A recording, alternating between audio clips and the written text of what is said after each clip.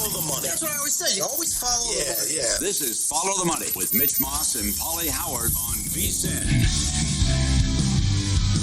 Good to have you on board as we're live in downtown Vegas. Circa Resort and Casino is the spot. Busy hour coming up. We'll get into the best and worst teams in the NBA, ATS, and with totals and hockey numbers as well. Our best bets as we close up shop as well. And I have one earlier today, Astros against the Twins, and Houston now leading 5-2. And that game is now finished through 6. Little hairy early on as Hunter Brown gave up 2 in the first, but he settled down, and now 6 strong out of him with 8 Ks. And we head out here to the Progressive guest line as, we'll get Matt Vasgersian here in a second as we're connecting with him right now. But Brown, shaky again. That's a good way to settle down, though. After that, allowed nothing and struck out 8 guys. And we saw that again today with one of these starting pitchers reaching like the strikeouts so far, Pauly. Every day somebody's touching like 10 Ks the way it seems. Yep. I was shocked what happened. Well, not with the outcome, but the Red Sox beat the Orioles, and they pounded Morton, who gave up 5 earned in 5 innings, but he struck out 10. Struck out 10. He got roughed up. I mean, it's just, it's so demoralizing. Like that's your big move, again, with your Baltimore, and you bring in a 41-year-old guy. And the Phillies shut down the Rockies again. They won 3-1. And the Rockies pitching, the starting pitching with an ERA under 2 and 5-1 to the under. Who had that? Well, I mean, if the pitching's going to be, how long will this last? Until they go back home? They have the A's. And will the A's offense get right? Right. It's going to be probably cold, though, right? Yep. The Seattle thing, I think, will continue. 5-1-1 to the under. I do, too. The Tampa Bay thing, I think, is real. Maybe there's something to that ballpark. I don't know. And you have that long stretch where all the home games, 5 of the 6 Tampa games have gone under. And the big one is Texas. Now, what do you think of this? 6 of the 7 have gone under. Then you play back-to-back 1-0 games. Well, like, how good is their starting pitching going to be if they remain healthy for the entire year? I think it has a chance to be exceptional, right? We saw this a couple of years ago out of Nathan Eovaldi, who I thought was in the mix to maybe win the American League Cy Young, and he's been off to a great start. And if they can get, I mean, what's a realistic number here for Jacob deGrom starts? 20? 24? 25? Is that pushing it? It could be aggressive, but, okay, you never know. If they can get that much, sure, they're going to be really good again this year. Yeah. We have Matt Vasgersian now, and he is on the Progressive guest line. Does a great job, has for many, many years with MLB Network. Matt, good to see you. How are you, pal? Hi, guys. How we doing? Doing really well. I don't know if you heard much of that conversation, but what are you buying into so far? I don't think the Dodgers are going to lose ever again. Okay, all right. Yeah. Good setup. We had that game last night, and you're thinking when it's 5-0 and Snell spraying it all around, you're thinking, there's a way that the Braves are going to lose this game. So the live number, you could have gotten the Dodgers anywhere from plus 400 to plus 330 when they were down 5-0. Could have laid the 3.5 runs.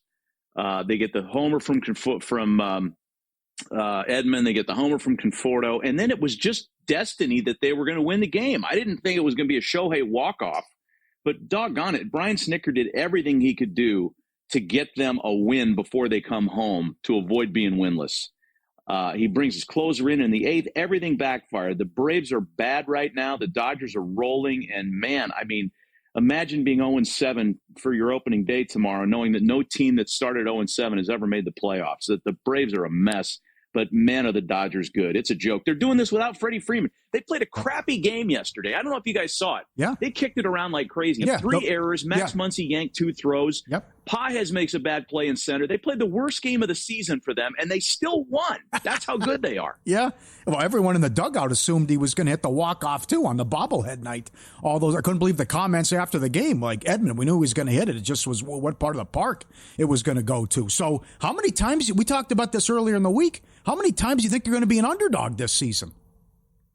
I think when they beat Chris Sale in game 2 of that series, they were as short as they're ever going to be. They went off at minus 129 that night. You are not going to find the Dodgers at minus 125 again this year, period.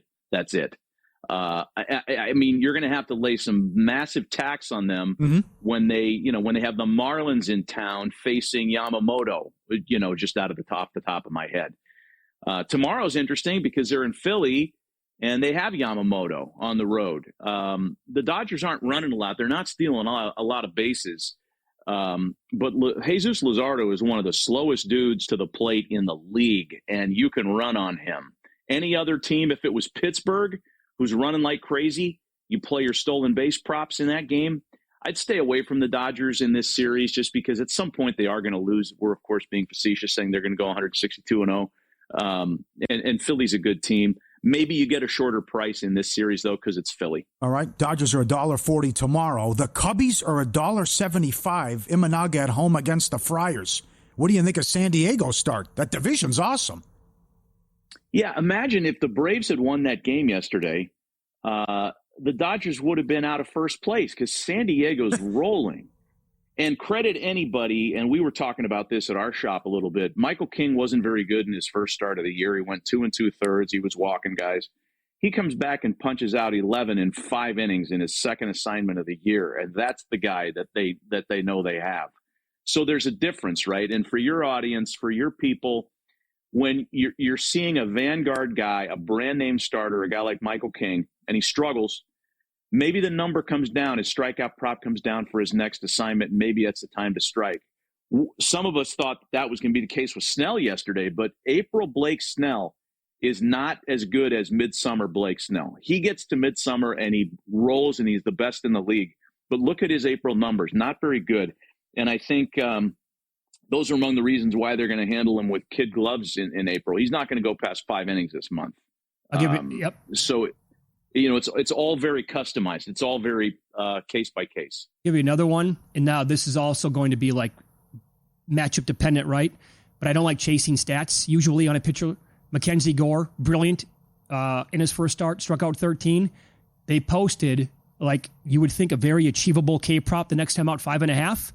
But that's why it's tough. He did not go over 5.5 in his next start. Yeah, and, you know, I'm not taking anything away from Mackenzie Gore, but there were crazy shadows in that opener on Thursday. And there were big strikeouts on both sides. And even the bullpen guys were punching people out. So buyer beware with some of those strikeout totals. It's a weird schedule tonight, too, fellas, because, you know, you got the Yankees who have not looked very sharp the last couple days. And in 70 plate appearances, I just saw this, in 70 plate appearances this series, they've struck out 30 times. Arizona's hot. They've scored 21 runs in their last 3 games. It's the standalone night game. And I don't think Carlos Carrasco has anything to get the Diamondbacks out. Paul Goldschmidt's got numbers against him. Carrasco is going to try to live on his slider tonight. I think Paul Goldschmidt among the players that I'm flipping it around. Sorry. Gurriel against the slider, and Carrasco on the other side against Merrill would be guys I'd like tonight. Yep. Okay. Yep. I see. Do you have a torpedo bat behind you there in your setup? How much? No, I tried to steal the torpedo bat from MLB Network yesterday, and they caught me walking out the door with it at 12:30 at night after doing the Braves-Dodgers game. The torpedo bat thing's fascinating, man. Yeah. Look, everybody's ordering them now, right? Dave Roberts told us yesterday that that's my tennis trophy, by the way, a participant trophy from a couple years ago. Oh, good for you. Yeah. Dave Roberts said that his guys are just ordering them now, and they're not even being customized for it. The secret sauce behind this bat is that they take all the data points, they figure out on what part of the bat a guy makes most of his contact, and they move the sweet spot in the barrel there. If you're just ordering a generic torpedo bat, I'm not sure what that's going to do for you. But this thing has so much traction now, and I'll tell you where those guys are going to make their money. It's in the amateur market. With all these little league dads that think their kid's going to be the next Anthony Volpe here in the Northeast. Yes. Get a box of torpedo bats for my son because he's going to be in the big leagues, damn it, and I don't care how much they are. Wow, that's a great point. They're going to make so much money. Okay, it did not go well for Nasty Nestor against the Yankees and some of the guys with torpedo bats in his first start. He goes again tonight from Milwaukee. Ellie De La Cruz is like, yeah, I'll give this a shot. The first time he did, he had, what do you have, 7 RBIs, a home run, a couple stolen bases, whatever it was, huge game. Yeah. Does Nestor get rocked again tonight? I'd have a hard time thinking that they'll let him get rocked. The Brewers' bullpen's finally kind of found itself, and if he struggles, I don't think they're going to let him get rocked. First of all, he shouldn't have pitched in that series in the Bronx. that was avoidable. And I think they'd admit privately that they messed that up and did him a disservice when they let him face guys that knew him well with pressure and nerves and all that. Cincinnati has been shut out for 19 straight innings. So if ever there's a night for Nestor to go and flip it, it's tonight in Milwaukee. In fact, the Reds, there's only been one team in the live ball era that's been shut out in 3 straight 1-0 losses. I think it was the 1960 Phillies. But that, these are the things, again, that make baseball so weird in April. Who would have thought?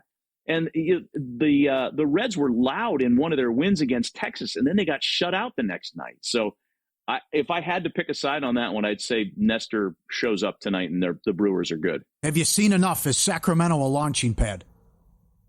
Holy cow. I mean, I know you love these angles, yeah, Pauly, as we all do. I am shocked at how the ball's moving there. Everybody looked at that and said this was a pitcher-friendly park in AAA. All the park-adjusted numbers said it was a pitcher's place. But we don't know what MLB has done with the mound. We don't know what they've done when they've made it a quote-unquote major league ballpark. By the way, it looks like an A-ball stadium someplace. It does. If it continues, and we're not even in the hot summer months in Sacramento, that's something to watch. You want to hang around for a couple more minutes, or you got to go? Yeah, no, I'm sitting here with nothing to do. I got puppets in the background. All right. Very good. We'll continue here talking Major League Baseball with Matt Vasgersian on the program. I want to ask him about the Tampa Bay Park as well coming up here.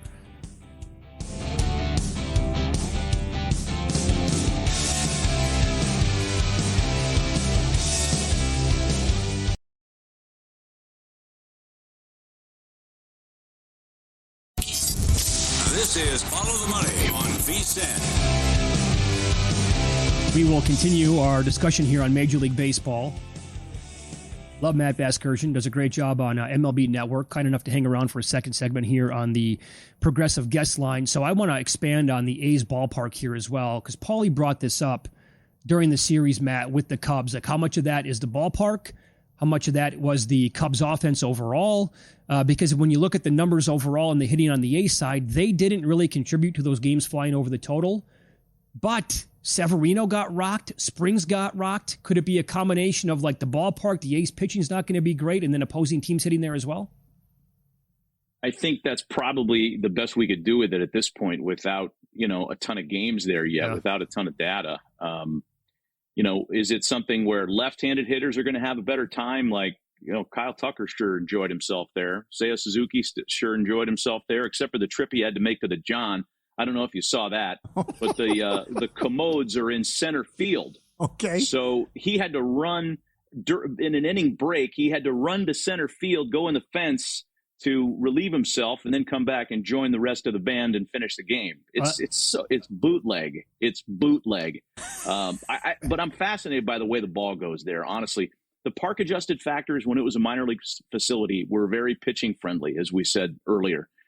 Let's see what happens. I mean, gosh, the Cubs didn't hit like that in their opening series, and they'd all like to stay there for another at the Motel 6 or wherever they're putting them up there in Sacktown. Oh, come on, Sacramento. You know this. Sacramento's a decent city.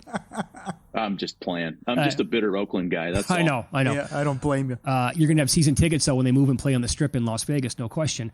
What about the Rays then? You called this, by the way. One of the home run props that you gave out was Brandon Lowe, and he yanked a couple out here early on in the season at that home park.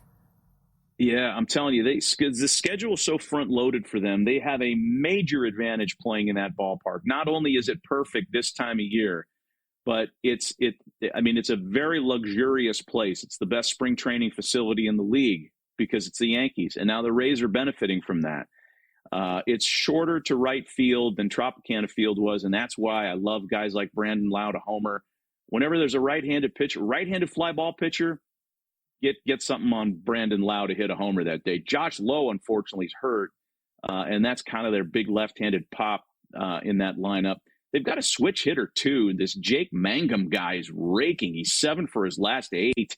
There's some advantages for them. When they go out on the road, all bets are off. I don't know what's going to happen to that lineup. How about Texas? And 6 of the 7 games so far have gone under. Do you think this is real with the pitching staff? I do. I think it is. And I heard you guys talking about DeGrom and what a realistic expectation for a number of starts for him would be. And I think they'd be thrilled with 20. I really do. Yeah. When you consider the Dodgers probably aren't going to have a guy break the 130 inning threshold this year, 20 is like the new 30. Okay. And they'd be thrilled with that. I think they're good. It's my pick to win the AL West. I think the Angels have been much improved, and they're a better team than people might understand because their pitching's very good as well. The guy to watch there is the guy that throws tomorrow, Jose Soriano. He is special. And the strikeout totals won't boggle your mind. He's good for between 4 and 6 to start, but man, he's stingy and he's got all the pitches. He was great in his 2025 debut. I want to so going down that path with the Rangers. You know what? They host the Dodgers coming up in the middle of this month. If DeGrom is at home, healthy, pitching against the Dodgers, right? And I'll throw out maybe any pitcher. DeGrom's will he not be a small favorite? Or am I wrong on that? Boy, that's an interesting look-ahead guess. Again, I don't see a circumstance where the Dodgers aren't going to be favored someplace, especially, because 4 of the 5 guys they're going to throw at you right now are studs.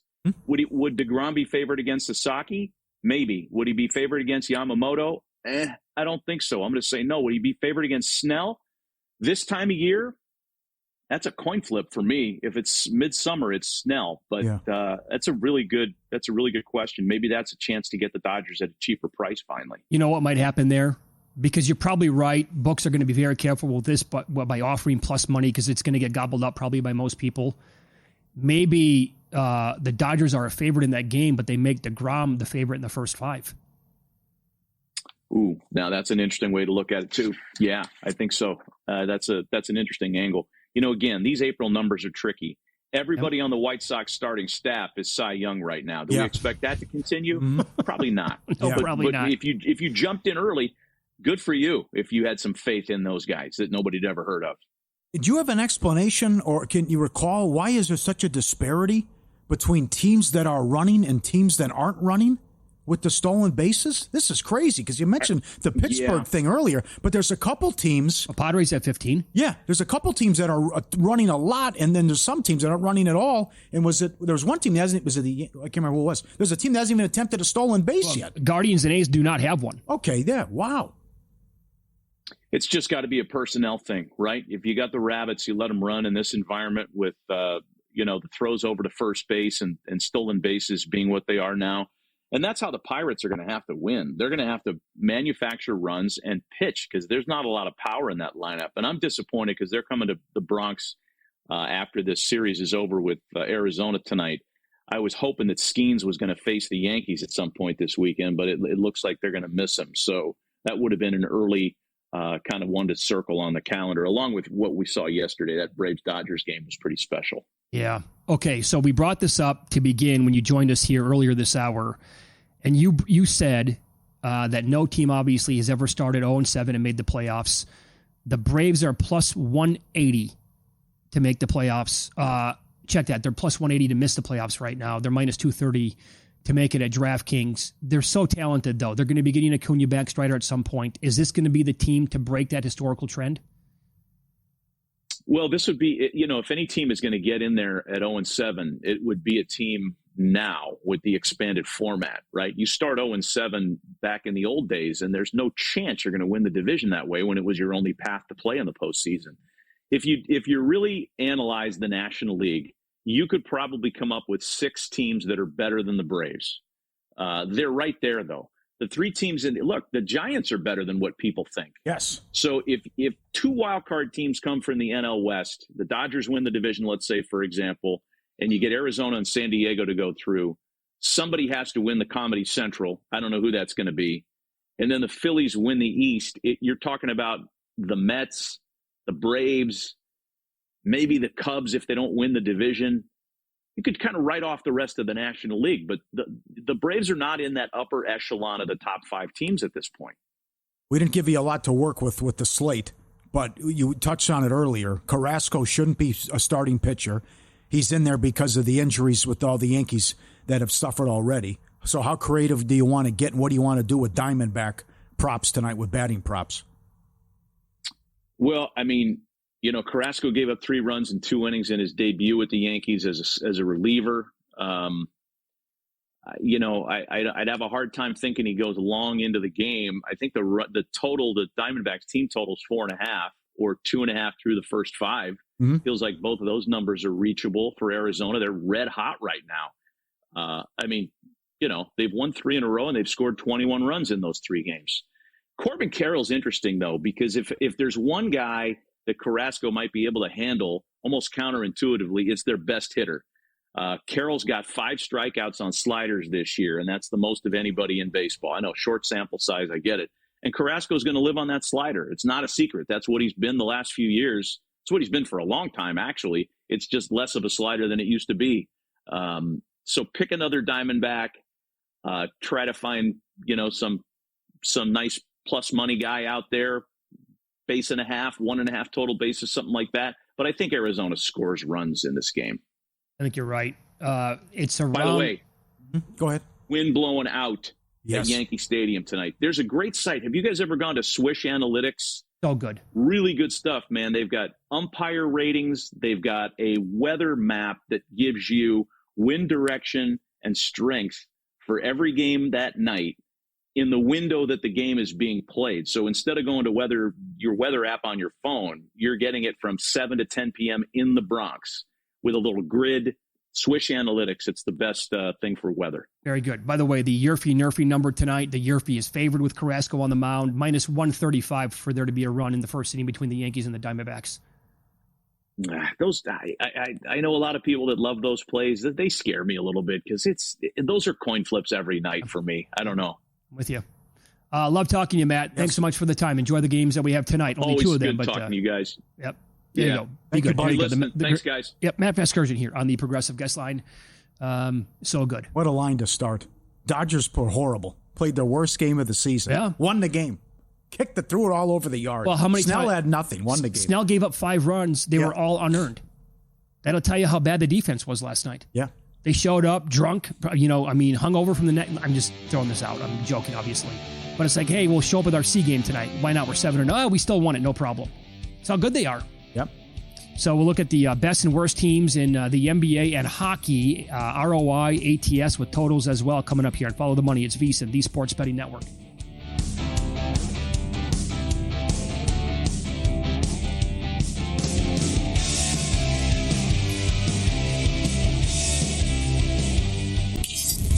This is Follow the Money on VSiN. Welcome in. It is Follow the Money. We're live downtown Las Vegas, Circa Resort and Casino. We'll go over our best bets coming up in 15 minutes. Here, your weekly look at the best and worst teams ATS. We'll do some ROI here as well. NBA, only a handful of days left in this sport. Dan, how about it? This is nuts, man. Yep. The 2 teams with the best records in basketball are near the very top of the standings in terms of covering games. And this ongoing run by the Thunder has been absolutely crazy. They are 25 games over 500 against the spread. They're 49-24-4. And they're covering all these huge numbers. They've won and covered 11 in a row. They've been a double-digit favorite in 5 of the games. The average spread has been 8.5. Thanks to Ben Fowkes. Wow. If you go just based on numbers, that's it. You have to call this team one of the best regular season teams of all time. Yeah. Well, yeah, look at the point differential. Sure. Number 1 with a bullet. In fact, if you go based on that, if you go by efficiencies, defense, all that stuff, they might be the best. They're not going to have the most wins, but overall, they might be the best regular season team. Now, they got to cap it off with a championship, which would be nice.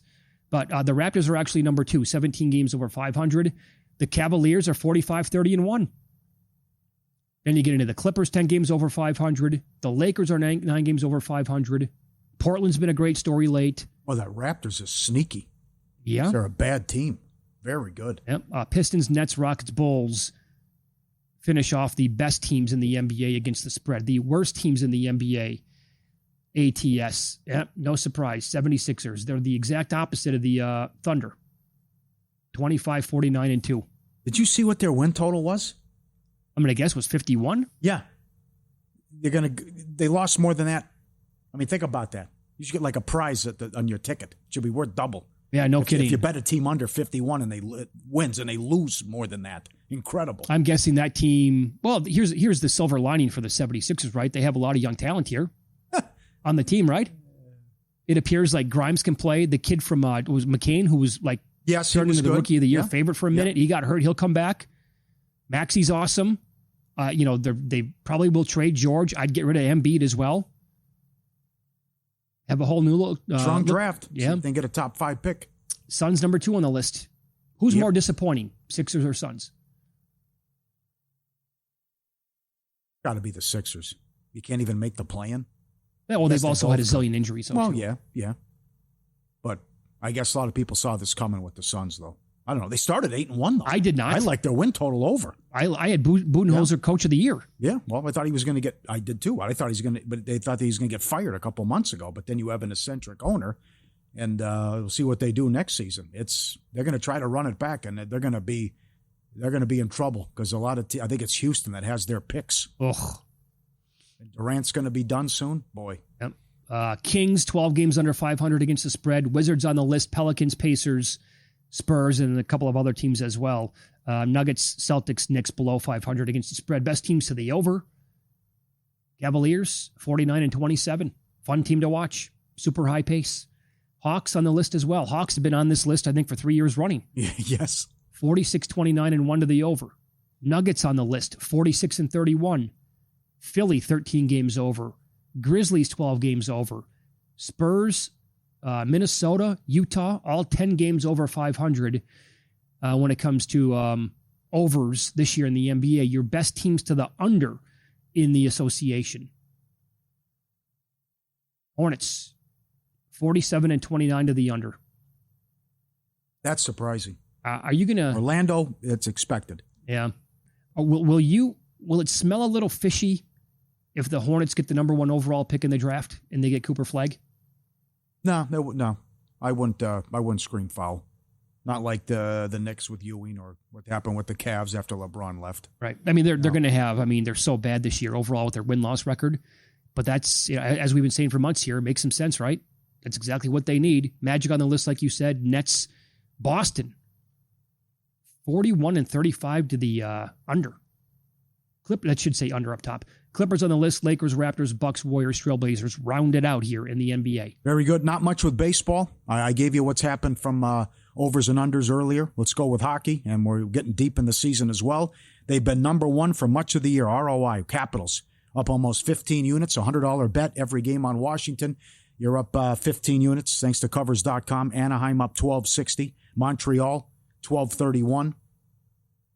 Might make the playoffs, and the Jets up 12 units. Hope they don't kick away the division. Same thing with the bottom. It's been all Nashville. Major disappointment, won the offseason. You're down 24 units. Betting on, look at that record. 27-48, yikes. Blackhawks down 17 units. Boston down almost 17 units. San Jose, likewise, down 17 units. The Rangers also down 12 units, fighting it out with Montreal for that final spot. Columbus, 42-30 to the over. Some streaks. Islanders, 8 of 9. Pittsburgh, 7 of 8. They take on the Blues tonight. St. Louis has won 10 in a row. And San Jose and Buffalo, 4 straight overs, thanks to Jonathan Davis. Unders, New Jersey, 46-28-2. Anaheim, 44-28-2. The Kings, 43-27-4. Nashville, 45-29-2. Nashville on an 11-2 under run. And this from Kevin Rogers. The Kings have gone 5, and they play tonight. They've gone 5 in a row, and 13 of their last 14 games without giving up a first period goal. And they're 10-0-4 in that span. Wow. That is nuts. Good numbers there with hockey. Very strong. Okay, odds are up. You can find this at various books. Offshore has it. There might be a couple of states legally that are allowing this as well. Kevin Durant's next team. You mentioned this when we were going down how bad the season's been so far for Phoenix. Houston is 2-1. You can talk about like what makes the most sense in terms of a bet, but also what would you like to see? Because Durant's still a good ball player here. I mean, he doesn't need to retire. Were you surprised he said no to Golden State? No, not at all. Okay. No, that kind of makes sense to me. Yeah, it didn't go well there, and then he hates Draymond. Why would you want to play with him? Yeah. Sure. What he did to him. See, I would love to see San Antonio at 3-1, because I think that'd be a lot of fun with Fox and Castle and Wemby, Vassell, some of the other players as well on that team, and then you add Durant to the mix. However, what does that mean for their ceiling? Could they really be a player in the Western Conference? Maybe they can. Well, everything you're hearing is that he's gone. And it pissed him off that went public and they didn't give him a heads up that, hey, we're trying to trade you. And they had a deal worked out with Golden State for Butler, and then Durant said no. There is some internet conjecture about Boston. And it's 20-1, which is interesting because remember, with the new owners here and how, if I'm pronouncing it right, Grossbeck, whatever, they put this in place where we're going to go for it and spend an ungodly amount of money, try to win titles, and then let the new guy worry about it. So they're going to have to cut payroll. Right. And that's going to have to significantly, maybe so that is it Jaylen Brown or someone involved here, because you're going to have to cut payroll big time in Boston. Well, first of all, if the Suns were ever offered somebody like Jaylen Brown for Kevin Durant. I'm not saying that. I'm saying they have to cut payroll. Yeah, I know. I'm saying, but that might be a trade, and then other pieces might be involved. Please tell me, my God, if you're Phoenix, that you make that trade in a heartbeat. But yeah, 20-1. How much are we talking about here? Like, how many guys do they have to say bye-bye to? Holiday's been talked about. Yeah, I guess he's the first to go. That would make sense. Because I think that you have to keep Tatum and Brown under any circumstance. Mm-hmm. After how Brown played last year in the playoffs, come on. He was the best player on the team. And Tatum... Yeah, but if you're paying $6 billion for the team, you don't even get the arena, by the way. And then you got all this ridiculous tax you'd have to pay. And think about how much money they're paying this roster and how many guys they have. Also, that tells me that you have enough money to handle whatever situation is going to be thrown in front of you here. It's also not like Golden State when they were spending all that money and won the title. Remember, Laker bought the team for like $400 million. I know. So this is, what this guy's walking into now. We got to cop up $6 billion. Please, for the love of God, tell me that Durant does not go to Philadelphia. The 76ers get him a 4-1. No. He's just going to, if that would happen, just don't even play in the league anymore. Miami makes sense. Yeah, 7-1. You get in a room with the Godfather. Riley could sell it. Heat culture. Maybe. A team that has the parts to make a trade happen would be Minnesota. They're super deep. Yeah. And Denver could use some help. But how are they going to make that happen? That's another one, too. All those guys are up their contracts. That's what A-Rod's walking into. For sure. Yeah. All those young guys, they've drafted really well, had a lot of, tons of young talent. Nas Reed's going to be on the market. Yep. Absolutely. So we heard from Dr. John Aden. Yeah. He's excited, fired up. I know we met Jordan Scott, Mama's Pizza. Can't wait. We'd love to hang with everybody. The dates are up there. Pick when you want to come out. The best pool in the world. Yeah, it's Beyond the Booth. Pauly and I are going to be in Las Vegas pretty much the entire summer. We love hanging out at Stadium Swim. You can grab a VIP cabana there, the best pool ever created. Spend the day with us, kick back. Going to get all those games on the TVs out there. Sweating out your bets poolside. Ask for the great Sydney to come in over and be our cocktail server and help out serving throughout the entire day. Sit there, have a lot of fun. VSiN Beyond the Booth. First come, first serve. VSiN.com/Beyond the Booth. Said this before. I was 24 years old and I came to Las Vegas to visit and I went to Stadium Swim. I would not want to move. I'd spend my life there. Best bets coming up next year on VSiN.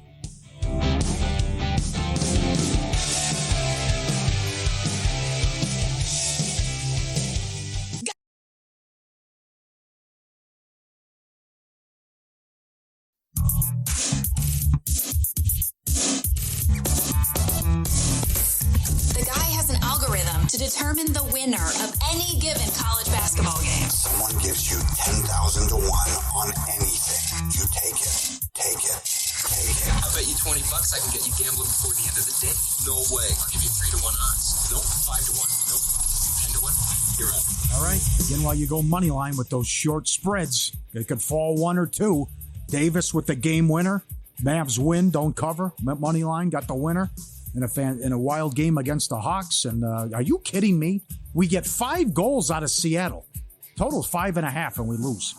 5-0 final. What a disappointment Vancouver was. Couldn't make the playoffs this year. I can tell you this right now, Pauly. I'm full of regret already. I've only bet him a handful of times this year, some winners, some losers. How did we not bet Ovechkin after early mid-November to score a goal in every game? Just bet him every night. Yeah, 3 left. I'll wear the Gretzky jersey with pride when he breaks it. I stand with Wayne. He's a compiler. It's Ovechkin. Well, true, but I mean, people who have been doing this, you're printing money. Uh-huh. Well, the big one is that last goal of the game. For sure. King of the empty net. Yep. Right? All right. There's some new plays, and we'll talk about it coming up here a little bit. But I'll start with Grimes, as we talked about with the G-Bank best bet. Everyone's sitting, everyone out for Philadelphia. Milwaukee been horrendous defensively. Philly catching a ton of points at home. Grimes has been great. I think we can get to 24 in this one as well. It's gone up a little bit, but he continues to go over with his prop and have been a scoring machine. Saturday morning out here in Vegas, the semis of the Crown, Boise State laying 1.5 against Nebraska. Too much respect for Nebraska here. And Boise was fantastic offensively against Butler. And then tomorrow, a day game, Cubs run line. Imanaga against the Friars and Vasquez. I think the Cubs hand the Padres their first loss. I do, yeah. I like Imanaga at home, too, yeah. How about this? Loser last night, Yankees Diamondbacks over 7.5. Couldn't believe Gallen. Oh, stunned. So good. What a job by him to go in there where for a couple of years now he has been a different guy on the road, not in a good way, than at home. And he shuts him down the entire time that he pitches with 13 strikeouts. And then I get 3 runs in the ninth to make it 4-3. One more run and we're very happy. Heat plus 10.5 was a winner last night. Was that a wire job? Oh, yeah. They led by 14 at halftime. Oh, that was easy. Fourth or fifth time this year. They came back from a very successful road trip and lost the game. Yeah. Heat have won 6 in a row now. They could win this division. This is nuts. Wish I would have had him a little bit on the money line last night. So, I am tailing Zach Cohen, vsin.com. Great write-up. I encourage you to go there every day. You can read about sports that intrigue you, maybe sports that you want to get into. He provides great analysis, as all the writers do on vsin.com. He made a great case for Jamal Shed tonight for the Raptors, over 20.5 points, rebounds, and assists. There's no Emmanuel Quickley in this game. And the Raptors are taking on the Blazers. Total is 224.5. Open one up to 5 now. Yeah. I also want to get involved with some Blazers players, but I have yet to do that. I'd maybe look at Kamara, maybe a sharp angle as well. Simons is questionable in this game tonight now. But Shed's been really good now for about a month. We'll go over 20.5 there. And put this up on the website at vsin.com. And it's a winner. Okay. Wasn't looking good early, but the Astros plus 123 against the Twins was a winner. Hunter Brown, the guy that we got for the last, half of the season last month or two. Very good today. After a shaky first inning against Minnesota, turned it around, and the Astros got the win 5-2. What was the announced crowd, Luke? It's opening day there. Oh, my God. Boy, they've tuned this organization out. Remember how bad it was last year? No one went to the ballpark. Oh, man. All right, nice job. Get the winner. VSiN Summer Special here. Augusta, the NFL Draft. NBA, NHL playoffs, and the Derby. VSiN Pro has you covered all summer long, just $59. Every best bet, every host, every guest. Nigel with the soccer, Wes with golf, the hoops as well. Draft coming soon. The betting splits, DraftKings and Circa. Derby, NFL betting guide this summer. Every sport, every edge, one price. August 1st, $59. vsin.com/subscribe. We have NIT title game. Good one tonight. Chattanooga and Irvine. Cal Irvine, 32-6 on the season. And this got up to 4.5. Now it's come back down to 3 and 146. Good write-up today from Adam Burke. Chattanooga, 18-2 in their last 20. Lost in overtime to Furman in the SoCon Conference tournament, rather. Irvine was unbelievable from 3 against North Texas. North Texas was 5 of 23 shots at the rim in that game. Oh, boy. The 4.5s are gone, but again, they've been underdogs in every game of this tournament. Imagine the rollover. I think Chattanooga does it again tonight, and they win the NIT. Okay. And I think, it's gone. I know Massera said he got 4, but now 3 is just about everywhere tonight in the NIT game. And then the Crown, we're ready to go in 10 minutes. Cincinnati and UCF.